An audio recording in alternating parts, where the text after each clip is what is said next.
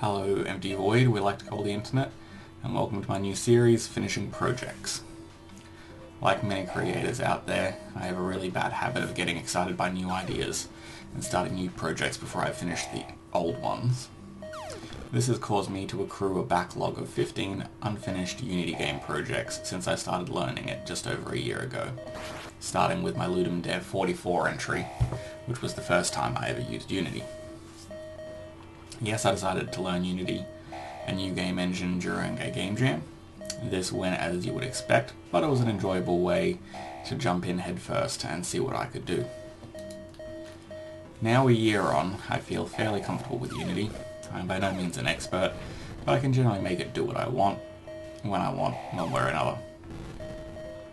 So now I've decided that it's time to go back and finish off my previous projects and stop creating new ones. That leads us to this series. The plan is to pick one project at a time, make an introductory video of the project and where it is currently at, what the plan is to finish it, and then do devlogs as I progress, and then a final wrap-up video once I am happy enough with the project to call it done and move on. During this time I will do my best to not start any new projects, but we will see how that goes. There are a couple of game jams coming up that I will not be skipping, so the list will grow. Also, a couple of projects are massive, so I'll be leaving those to last, and once I get to them the rules will change. But for the beginning, all the games are scoped to be able to be finished in a relatively short period of time. I have listed the projects in the order I intend to complete them. You should be able to see that on screen, but this will probably end up changing as time goes on. Today we are going to cover the first game I'll be completing, which is Snail-Man. Snail-Man was my entry to the WoWie 2 game jam hosted by Jonas, a game dev YouTuber. The theme of the jam was intentional bugs. The game idea I came up with was a combination of Will You Snail, a game made by the jam creator, Pac-Man, and Wreck-It Ralph. The story is that an AI virus has infected your game, and you are forced to fight it. You run around the map killing the enemy AI's drones by firing blasts at them or triggering TNT to explode. You collect blue pills to increase your speed, collect red pills as ammunition, and you can collect a spike shell as a one-time shield. Every time the virus spawns a new drone, the game glitches, which is where the intentional bugs come in, and a random effect takes place, which is logged on the screen so you can see what has happened. This could be your speed changing, or being randomly teleported around the map, or getting all of your health back, and a bunch of other random glitches that occur. I was very happy with how this game jam entry went, which is why I'm starting with it.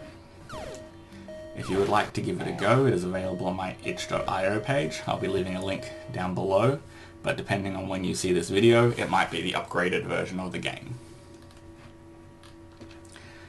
Now it is time for the all-important to-do list. I will be remaking all of the graphics for this game, as they were all intended to be temporary placeholders when I made them. Since creating this game, I've learnt how to do 2D lighting and emission bloom effects in Unity, so I'll be adding those to the game as well. I created a prefab tile system for Unity for one of my other games, The Wall, which I'll be implementing to make the tile-based level more interactable and entertaining. I'll be making a new splash screen, story introduction comic that was always supposed to be in the game to explain to you why the things are going on that are going on. I'll be adding a boss fight to the end. The level is going to change over time. At the moment, the drones all spawn in the same spot directly above the enemy virus. I'll be making them spawn randomly around the map. I'll be giving the game a win state that it currently doesn't have. At the moment, you just play the game and get the highest score you can, and that is displayed on the leaderboard. I'll be making the leaderboard actually save between games, adding a credit screen, a menu system, and finally adding some music for the boss fight. I know it sounds like a lot, but I am hopeful that I can get it done in the next week and move on to my next project, the 50 challenge. And we'll see how that goes though. I hope you enjoyed listening to my rant about how I have lots and lots of work to do. See you in the next one. Bye.